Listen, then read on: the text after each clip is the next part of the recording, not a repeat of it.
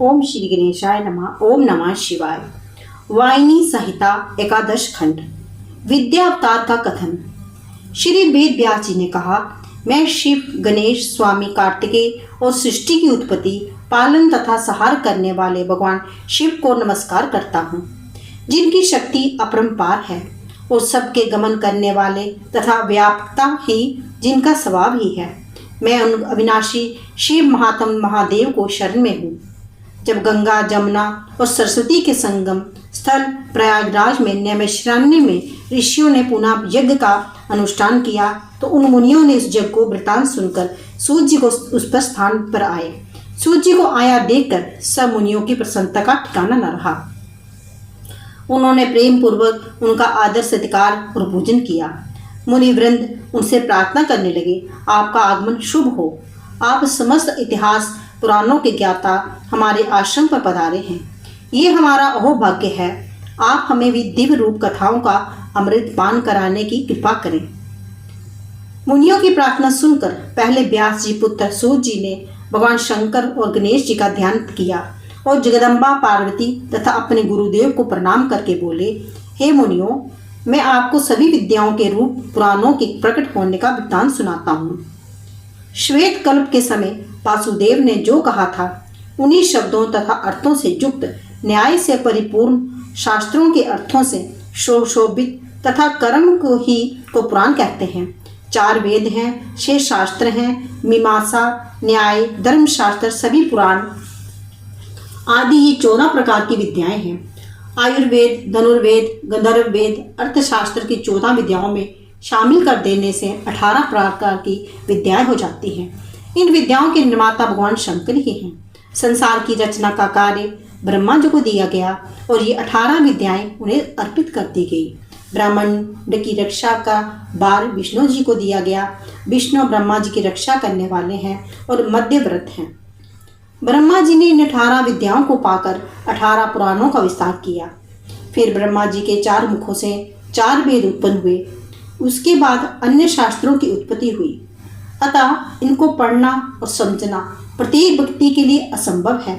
ये विचार कर भगवान शिव व्यास रूप में प्रकट हुए और वेदों के विभाजन करके शास्त्रों को संक्षिप्त रूप में बनाया। इस प्रकार द्वापर युग के अंत में विष्णु भगवान व्यास जी के रूप में प्रकट हुए और वेद आदि का विभाजन किया। द्वापर युग की समाप्ति पर सत्यवती नंदन कृष्ण द्वैपायन के नाम से व्यास जी प्रकट हुए। इन्होंने वेदों को 4 भागों में विभक्त किया, इसलिए ये वेद व्यास के नाम से प्रसिद्ध हुए। जब तक इन पुराणों को ना पढ़ा जाए, तब तक वेद, उपनिषद, वेदों के अंश पढ़ने से कुछ भी ज्ञान प्राप्त नहीं होता।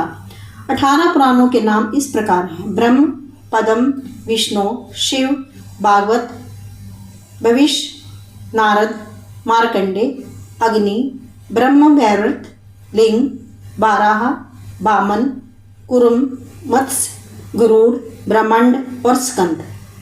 इनमें चौथा शिव पुराण शैवों की भी सभी मनोकामना को पूर्ण करने वाला है। इसी शिव पुराणोक्त धर्म तथा विधि के द्वारा शिव उपासना करने से 3 वर्णों के मनुष्यों एवं देवताओं के शिव कथा सुनने से शीघ्र ही शिवलोक की प्राप्ति हो जाती है, जिसे व्यक्ति कहा गया है।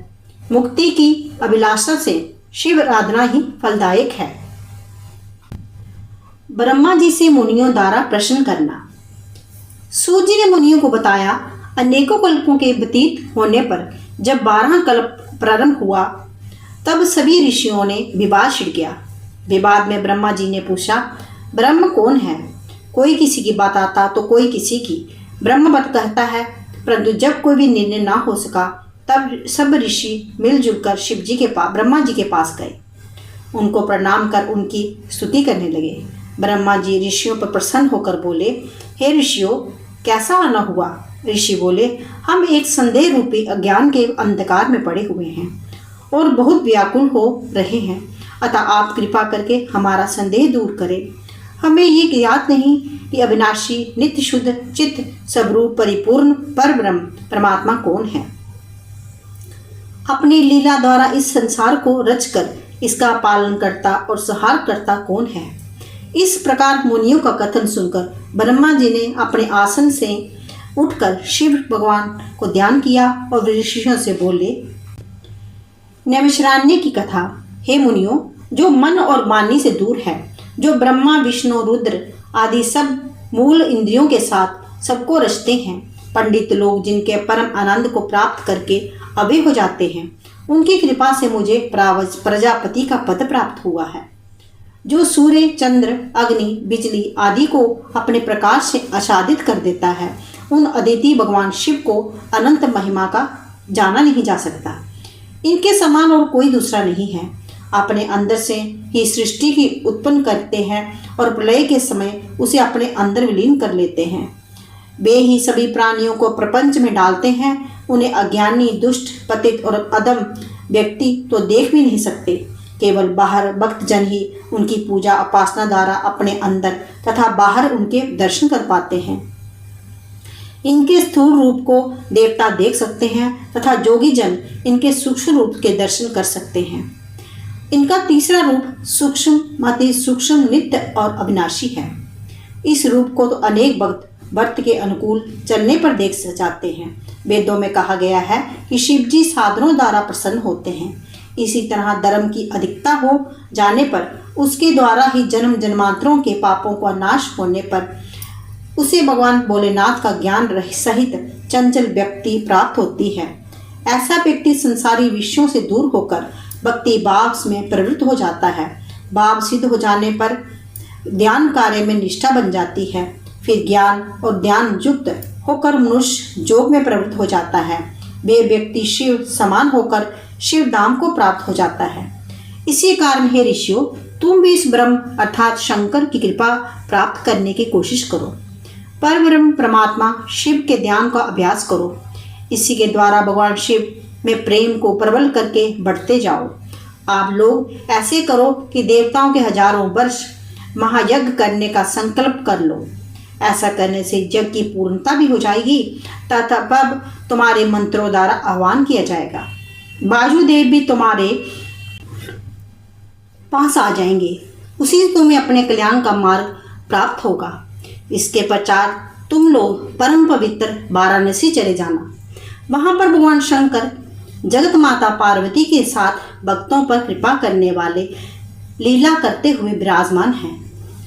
इस समय मैं अपना मनोमय नामक चक्कर छोड़ने वाला हूँ। इस चक्कर की नैमी जिस प्रकार जिस जगह पर गिर जाए उस स्थान पर तुम लोग अपना महायज्ञ करना। ये कहकर ब्रह्मा जी ने शिव जी का ध्यान करके सूर्य के समान चमकते हुए चक्कर को छोड़ दिया। ऋषि बोले, ब्रह्मा जी का प्रणाम करके चक्कर के पीछे चलने लगे। वे चलते चलते किसी परम पवित्र विशाल भूमि खंड पर जाकर गिर गया। वहाँ एक बड़ी शिला थी, उसके साथ टकराकर उसके नैमी टूट गई। इस कारण वे स्थान परम पवित्र यज्ञ गंधर्वादी देश से नैमिषारण्य नाम से प्रसिद्ध हो गया। ऋषियों ने वहां पर महायज्ञ करने की दीक्षा ग्रहण की। एक दिन राजा पूर्व ऋषि के साथ विहार करते हुए वहां पर पहुंचे। 18 समुद्र द्वीपों अधिपति होते हुए भी उस रमणीक भूमिखंड के लिए लालित हो गए। वे मोहवश अज्ञानता से मुनियों को स्वर्ण वेदी के छीनने को तैयार हो गए।